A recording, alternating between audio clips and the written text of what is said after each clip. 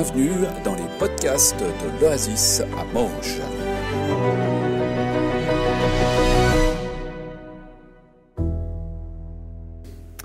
Intention. Et il me semble que par rapport à ce qui a été partagé ce matin, c'est-à-dire les chants qu'on a chantés, aussi ce cours de vivre libéré, vivre l'unité, comme nous a parlé Salomé tout à l'heure, le feu pour toi, le renouveau, laisser la parole nous transformer. Dans tous ces éléments-là, il me semble qu'il y a une question qui nous est posée et qui vient en fait en nous. C'est pas juste venir s'asseoir et puis attendre que ça se passe, mais cette intention de vivre ces choses-là. Voilà, c'était un petit peu ça que j'avais envie de vous laisser pour commencer. Et puis ce matin, voilà, il y a plus de joie à donner qu'à recevoir. Vous savez tous que c'est comment on dit ça, la devise des boxeurs, en fait. Il y a plus de joie à donner qu'à recevoir. Mais en fait, ce n'était pas ça que je voulais vous transmettre ce matin. C'est un texte qui se trouve dans Ésaïe 58. On va en parcourir quelques versets, et puis on va le lire ensemble, déjà les 7 premiers versets. Alors, si ce truc veut bien se mettre là. Ésaïe 58, les versets 1 à 7. « Crie à pleine voix, ne te retiens pas, dit le Seigneur, comme le son de la trompette, que ta voix porte loin. Dénonce à mon peuple sa révolte, aux descendants de Jacob leur faute. Jour après jour, tournés vers moi, ils désirent connaître ce que j'attends d'eux. On dirait un peuple qui agit comme il faut et qui n'abandonne pas le droit proclamé par son Dieu. Ils réclament de moi de justes jugements, ils désirent ma présence, mais ils me disent « À quoi bon pratiquer le jeûne si tu ne nous vois pas ? À quoi bon nous priver si tu ne le sais pas ?» Alors je réponds « Constatez-le vous-même. Jeûner ne vous empêche pas de saisir une bonne affaire, ni de malmener vos employés. Quand vous jeûnez, vous vous querellez, vous vous disputez, vous donnez des coups de poing. Quand vous jeûnez ainsi, vos prières ne parviennent pas jusqu'à moi. Est-ce en cela que consiste le jeûne tel que je l'aime, le jour où l'on se prive, courber la tête comme un roseau, revêtir l'habit de deuil, se coucher dans la poussière? Est-ce vraiment pour cela que vous devez proclamer un jeûne, un jour qui me sera agréable?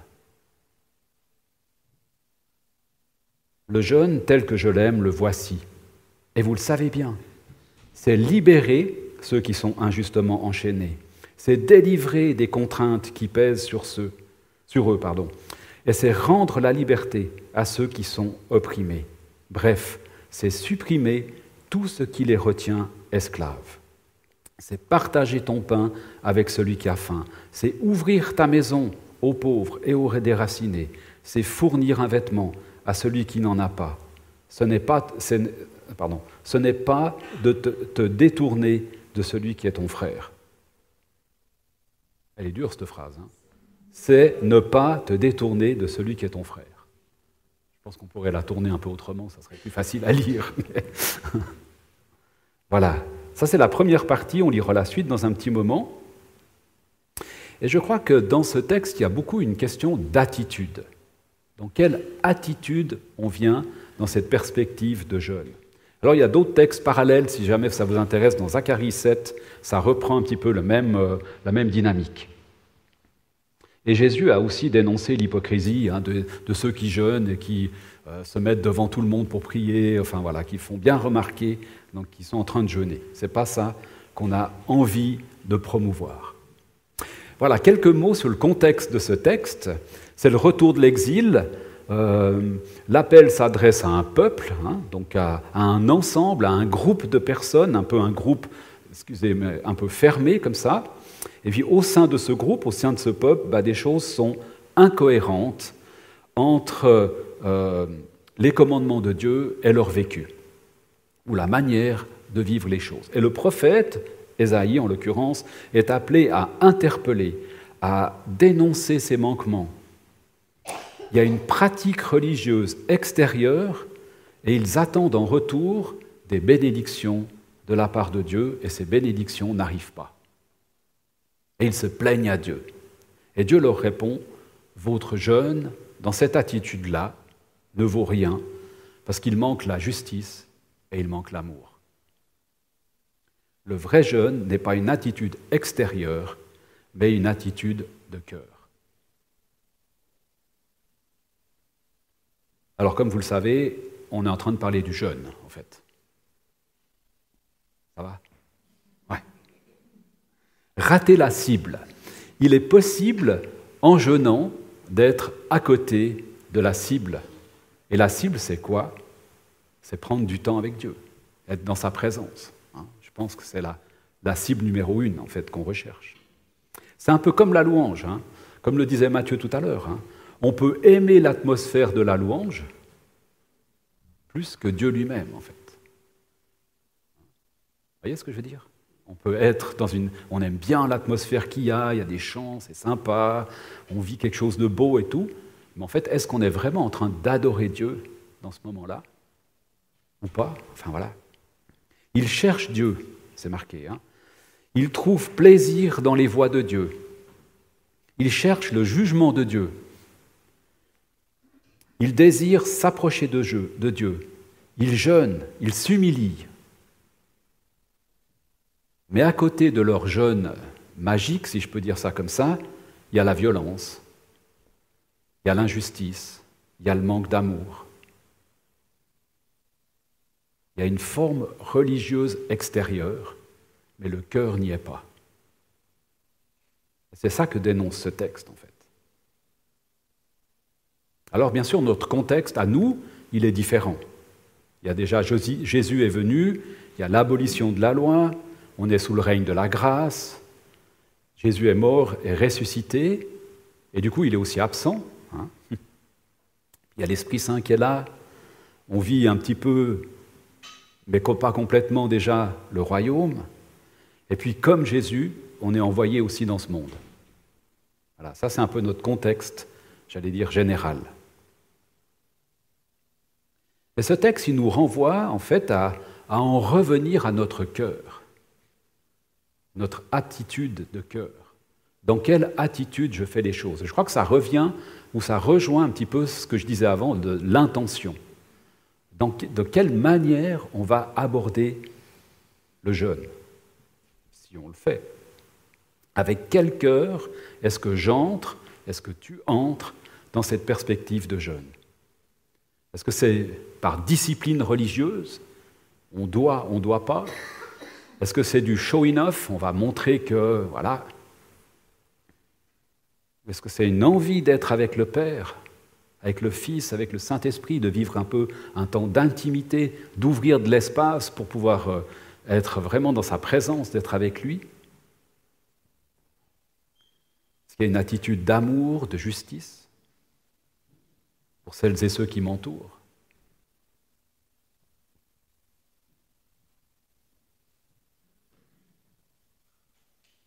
Est-ce que mon jeûne manifeste une vraie faim de Dieu?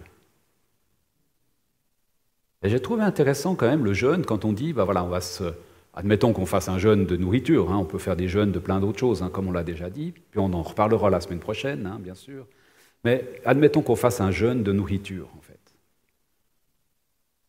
Est-ce que je me prive de quelque chose? Est-ce que j'enlève quelque chose? Mais quand on enlève quelque chose, c'est toujours bien d'y mettre autre chose à la place. Et en fait, il y a cette parole de Jésus qui nous dit, la vraie nourriture, en fait, c'est la parole de Dieu. Donc si on enlève cette nourriture, j'allais dire physique, ce pain ou ce steak frites, ou voilà, je ne sais pas quoi, il y a quelque chose d'autre à y mettre à la place. Et cette autre chose, c'est cette parole de Dieu. C'est ce temps d'être avec le Christ, en fait. D'être dans cette communion avec le Père, le Fils et le Saint-Esprit. Et ça, c'est la parole aussi.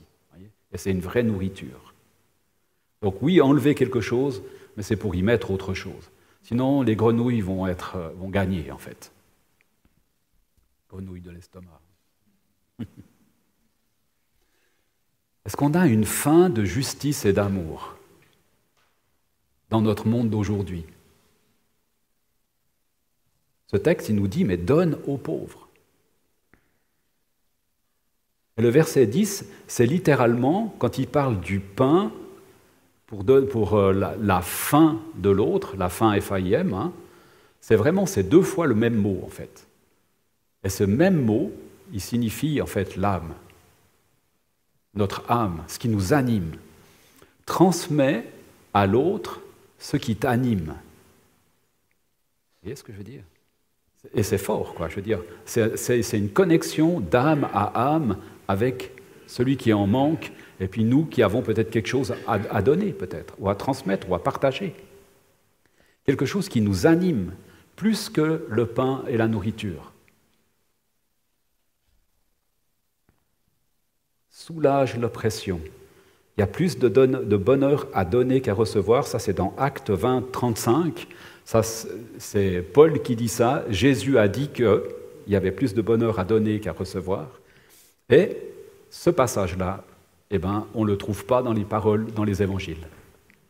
Donc, on ne sait pas comment il a été transmis à Paul, mais Paul nous dit que c'est Jésus qui a dit ça, en fait. Intéressant. Au passage.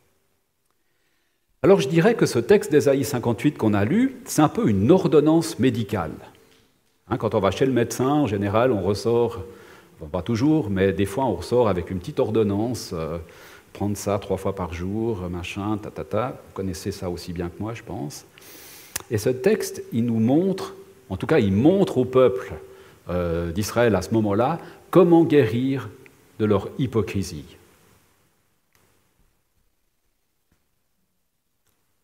Et ce texte nous montre à nous, on est pris dans d'autres logiques, en fait. Nous, on est dans un monde où peut-être ce qui nous prend le plus, c'est le consumérisme. Il faut consommer toujours plus. Vous n'avez qu'à regarder n'importe quelle pub, n'importe quel environnement, même les églises, il faut être toujours plus nombreux, il faut toujours plus.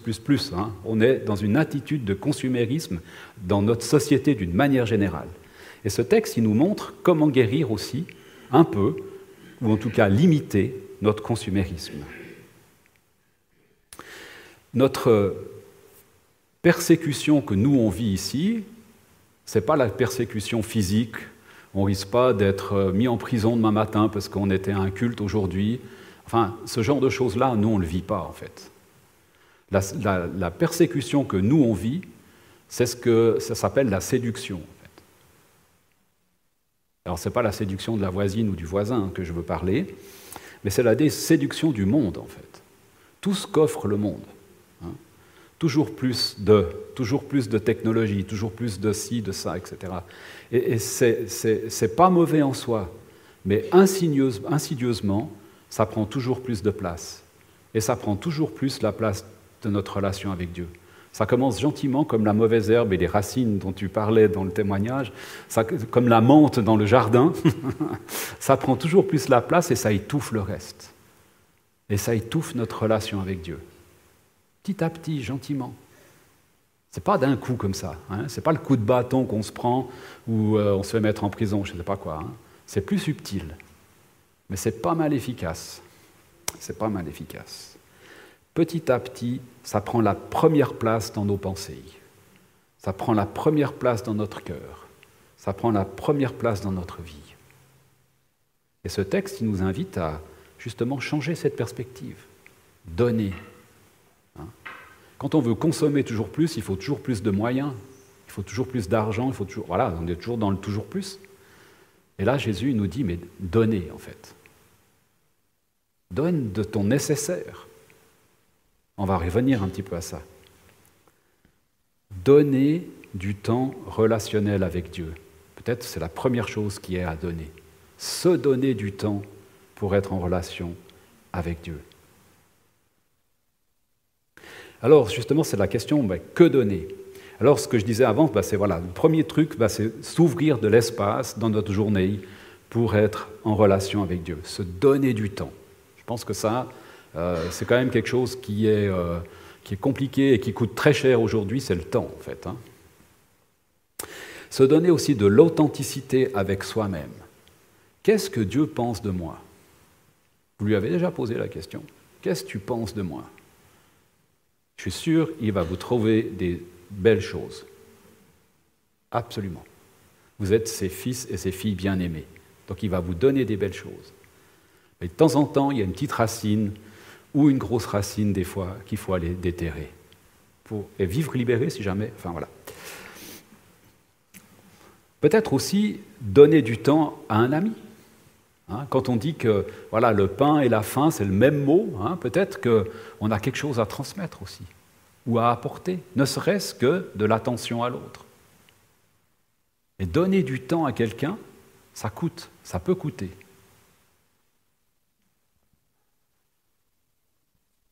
Partager avec d'autres ce qui m'anime. C'est le terme même qui est utilisé dans ce texte d'Ésaïe 58, c'est l'animation. Ce qui m'anime, c'est l'âme, en fait. Donc partager à d'autres ce qui m'anime. Jésus, par exemple. Et puis surtout, ce que je voulais dire, c'est pas de pression. On souffle, tranquille. Parce que si on se dit on va jeûner parce que Claude il a dit, puis machin, puis nana, puis il faut comme ça, puis on part dans le mur, quoi. Donc il faut se détendre et puis simplement se dire on s'offre une occasion peut-être de faire quelque chose pendant cette semaine-là, puis peut-être qu'on peut, puis peut-être qu'on ne peut pas. Et puis si on ne peut pas, il n'y a pas de souci. Et puis si on peut juste un matin, super. Puis si on peut 6 jours de suite, génial. Mais peut-être qu'on ne peut pas. Et puis il n'y a aucun souci avec ça. Ça va ? Il faut vraiment, comme dirait Vincenzo, il faut souffler un coup. Là. Pour rappeler un peu de Vincenzo. Ouais. Je l'ai vu hier, donc ça me rappelle des souvenirs. Donc pas de pression. Il y a une question d'être authentique. D'être authentique. Ce n'est pas une nouvelle loi. C'est une envie d'être avec Dieu. Donc ça rejoint l'intention de tout à l'heure, le cœur à cœur.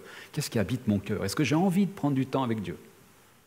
Peut-être que cette semaine-là va nous ouvrir des occasions de prendre un peu plus de temps avec lui que d'habitude. Peut-être. Et puis j'aime bien aussi dire, c'est aussi simple en fait. Prendre du temps avec Dieu, et puis qu'est-ce qui en découle ? Qu'est-ce qui découle de ça ? Et peut-être qu'on va être amené à faire quelque chose, ou à vivre quelque chose. Voilà. Mais de prendre du temps avec lui. Et puis en fait, le côté festif, c'est qu'on veut glorifier Dieu dans tout ça. En fait. Parce qu'on ne le fait pas pour notre gloire personnelle, on le fait pour la gloire de Dieu, en fait. En tout cas, c'est l'intention qu'on pose, en fait. Alors si on veut résumer ça, on peut dire que dans la première partie qu'on a lue, il y a Dieu qui désire un peuple libéré. Et là, on est vraiment dans cette perspective de vivre libéré. Ça peut nous contribuer à ça, en tout cas. Il y a la perspective de nourrir ceux qui ont faim. De quoi est-ce que les gens ont faim aujourd'hui ? Ce n'est pas forcément du pain, en fait. Thibaut nous l'a dit il y a 15 jours, au niveau des pourcentages, etc., avec le temps, on voit que le budget qui est demandé pour se nourrir a baissé de manière drastique par rapport à il y a 30 ou 40 ans en arrière. Ce n'est pas forcément de pain que les gens ont besoin. Mais de quoi est-ce que les gens ont besoin aujourd'hui ? De sens dans la vie, par exemple. D'espérance. Nourrir ceux qui ont faim, c'est peut-être aussi une occasion de s'engager dans une activité ou dans quelque chose. Il y a la halte, par exemple, le mardi. Peut-être qu'on ne va pas aller donner à manger aux gens dans la rue, mais peut-être qu'on peut s'engager, par exemple, à la halte ou dans d'autres choses. Voyez ? C'est aussi une manière, peut-être, de prendre du temps et d'offrir du temps pour les autres. Mettre à l'abri. Alors là, ce texte, il dit de faire venir d'abriter les gens qui sont sans abri. Alors aujourd'hui, dans notre contexte actuel, ce n'est pas forcément évident d'inviter quelqu'un à dormir chez soi, mais on peut participer à des œuvres d'entraide, nous engager en fait dans des choses sociales. Ça peut être une manière. Habiller, compassion aussi. Moi, je pense que là, il y a aussi tout un engagement qu'on peut prendre en dehors des choses de l'Église, mais qui vont nous permettre de répondre à ce texte en fait. Bannir le mépris. Je pense que là, il y a quelque chose de fort qu'on peut tous y participer, que ce soit sur les réseaux sociaux, que ce soit dans la cour de l'école, que ce soit au restaurant avec les amis. Combien de fois on est entraîné dans ces espèces de conversations qui sont pas très glorieuses, en fait. Peut-être que des moments, on peut dire, bon, écoute, moi, stop, quoi. Ça va. Christine, je la connais, je sais qu'elle n'est pas comme ça. Ça va. Bannir le mépris. Se donner corps et âme. Hein, c'est vraiment cette idée d'âme à âme. Hein. Transmettre ce qui m'anime. Transmettre ce qui m'anime, ce qui anime ma vie, plutôt que transmettre ce qui me séduit, en fait, hein, ou qui m'entraîne dans des machins. Alors je vous suggère qu'on lise la fin du texte. Ésaïe 58, on va s'arrêter au verset 12, on va faire 8 à 12, parce qu'il y a des belles choses dans la suite. Il faut juste que je retrouve. Voilà. Donc si on va dans cette perspective-là, alors, et le texte commence comme ça, « Alors ce sera pour toi l'aube d'un jour nouveau. Ta plaie ne tardera pas à se cicatriser. Le salut te précédera. La gloire du Seigneur fermera la marche. Quand tu appelleras, le Seigneur te répondra. Quand tu demanderas de l'aide, il dira « J'arrive ».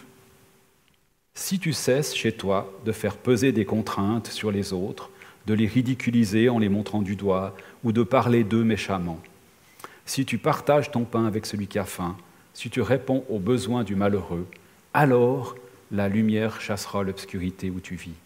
Au lieu de vivre dans la nuit, tu seras comme en plein midi. Le Seigneur restera ton guide, même en plein désert. Il te rassasiera, il te rendra des forces. Tu seras comme un jardin bien arrosé, comme une fontaine abondante dont l'eau ne tarit pas. Alors tu relèveras les anciennes ruines, tu rebâtiras sur les fondations abandonnées depuis longtemps. On te nommera ainsi le peuple qui répare les brèches des murailles et redonne la vie aux ruelles de la ville. Beau, hein? Ça vous va, ça, comme perspective? Bien. Alors, voilà la question de la lumière, hein, d'être la lumière dans ce monde. Je crois que c'est aussi un peu dans le Nouveau Testament, dans les Évangiles, qu'on trouve ça aussi. Hein. Il nous redonne de la force. Et puis il y a ce texte de 2 Corinthiens qui nous dit « mais avec la force que Dieu nous donne ». Et je crois que cette force, on la trouve aussi dans cette perspective de relation toujours plus profonde avec le Seigneur. Hein. Avec les dons que Dieu nous donne, on a pas mal parlé d'I Pierre 4, 11, et je crois qu'il y a vraiment quelque chose là aussi qu'on peut mettre en route, quoi. Il nous promet dans ce texte sa présence, la présence de Dieu. Tu appelleras et il répondra « J'arrive ». Magnifique, non? On est dans un moment qui, des fois de notre vie, on appelle au secours et Dieu il nous dit « J'arrive ».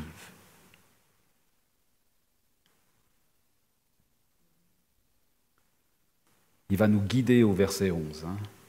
Il va nourrir notre âme. Il va nourrir ce qui nous anime. Et puis on va être un jardin bien arrosé. Alors c'est vrai que ces derniers temps, il a été très arrosé. Peut-être que bien arrosé, ça suffit en fait. Être arrosé pour à notre tour arroser l'autre. Hein. Des fleuves d'eau vive couleront de leur sein. C'est ça en fait. Hein. Être béni pour à notre tour bénir autour de nous. Ça, c'est la générosité, en fait. C'est se donner. Et puis, il y a la question de la restauration. C'est l'œuvre même de Jésus-Christ, en fait, de nous restaurer, de restaurer notre relation avec le Père. Et il nous envoie y faire la même chose, en fait. Hein. Être soi-même restauré, être porteur de restauration autour de nous.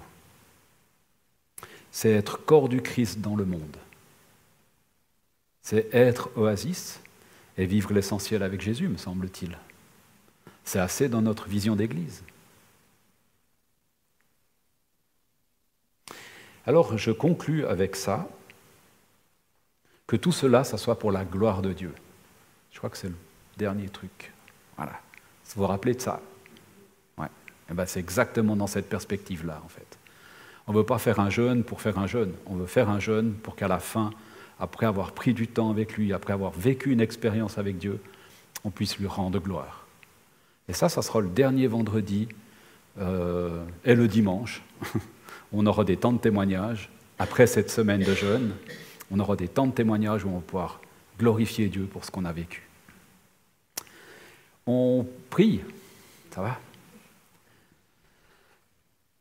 C'est vrai que Seigneur, ce texte, il est à la fois interpellant, secouant même, et puis en même temps, il nous donne une perspective, il nous montre quelque chose qui est de l'ordre aussi d'authenticité, d'être vrai avec toi, d'être vrai les uns avec les autres, d'être vrai dans ta présence, de vivre quelque chose avec toi. Tu nous invites comme à renverser les choses, en fait. On ne veut pas être dans la prière pour recevoir, mais tu nous appelles à aller donner. Tu nous appelles à nous offrir. Tu nous appelles à être généreux. Tu nous appelles à vivre quelque chose qui fait du bien autour de nous. Mais tout ça, on peut le faire, on peut le vivre parce que d'abord, toi, tu nous as donné. Parce que d'abord, tu t'es donné à nous. Parce que d'abord, tu as été jusqu'au bout en donnant ta vie sur cette croix, en mourant, en ressuscitant et en nous envoyant ton Saint-Esprit qui nous permet de vivre cette perspective-là. Alors Seigneur, moi j'aimerais te remettre aussi toutes nos réflexions par rapport aux jeunes, où on en est aujourd'hui, avec toutes nos questions, nos peurs peut-être aussi, nos appréhensions. Tout ça, on aimerait simplement, Seigneur, les amener gentiment aussi devant toi dans ta présence, te demander de nous apaiser, te demander de nous donner aussi même de la joie à pouvoir prendre du temps de jeûne et du temps surtout avec toi. Alors que ces moments qu'on vivra, je te parle au futur, puissent déjà vraiment nous donner envie, nous donner faim d'être avec toi. Qu'on ait plus faim d'être avec toi que faim de notre sandwich ou de notre steak du midi. Et puis que tu sois, au travers de tout cela, glorifié, Seigneur Jésus. Amen.